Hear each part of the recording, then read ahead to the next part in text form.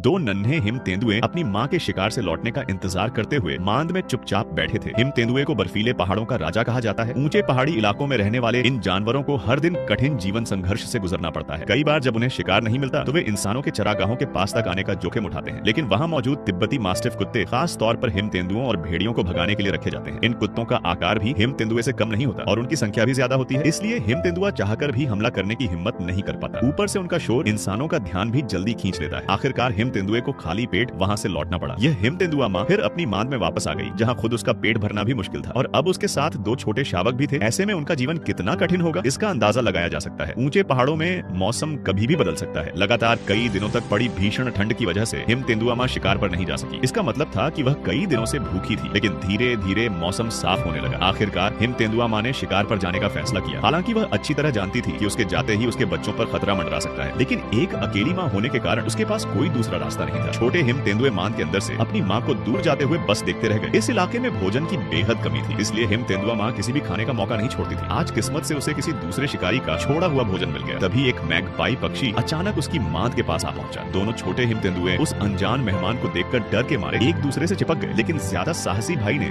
गुर्राकर उस पक्षी को भगा दिया। पक्षी के जाने के बाद दोनों भाई बहन फिर से खेलने लगे। इसी पहाड़ के नीचे एक तिब्बती लोमड़ी का परिवार भी रहता था। तिब्बती लोमड़ी अपनी मांद जमीन के नीचे बनाती है। उनके छोटे बच्चे भी मांद में अपने माता पिता के लौटने का इंतजार कर रहे थे। भोजन की तलाश में तिब्बती लोमड़ी भी कभी कभी इंसानों के चरागाहों तक पहुंच जाती थी। उसका वहां आना भी उन बड़े कुत्तों को पसंद नहीं आया, लेकिन उन्होंने उस पर ज्यादा हमला नहीं किया, क्योंकि तिब्बती लोमड़ी पशुओं के लिए कोई खतरा नहीं थी। उसका असली लक्ष्य था पिका नाम का छोटा पहाड़ी जीव। तिब्बती लोमड़ी को पिका का शिकार बेहद पसंद होता है। उनके भोजन का लगभग 80% हिस्सा इन्हीं से आता है। शिकार मिलने के बाद लोमड़ी पिता तुरंत भोजन लेकर मांद की ओर लौट पड़ा। समय धीरे धीरे बीतता गया और छोटे हिम तेंदुए भी काफी बड़े हो गए। यह उन्हीं में से एक था, लेकिन इस समय वह बड़ी मुसीबत में फंस चुका था। गलती से वह एक खड़ी चट्टान पर फंस गया था। तभी अचानक तापमान गिरने लगा और आसमान से बर्फ गिरने लगी। उसकी माँ भी उस जगह से बहुत दूर थी। ऐसा लग रहा था कि अब इस छोटे हिम तेंदुए का बचना मुश्किल है, लेकिन कुछ समय बाद यह हिम तेंदुओं का परिवार फिर से लोगों के सामने दिखाई दिया। खुशकिस्मती से माँ और उसके दोनों बच्चे पूरी तरह सुरक्षित थे। अगर आपको हिम तेंदुओं की यह संघर्ष भरी कहानी पसंद आई हो तो वीडियो को लाइक करें और ऐसे ही रोमांचक वाइल्ड लाइफ वीडियो देखने के लिए हमारे चैनल को सब्सक्राइब जरूर करें। अगले वीडियो में फिर मिलेंगे एक नई जंगल कहानी के साथ।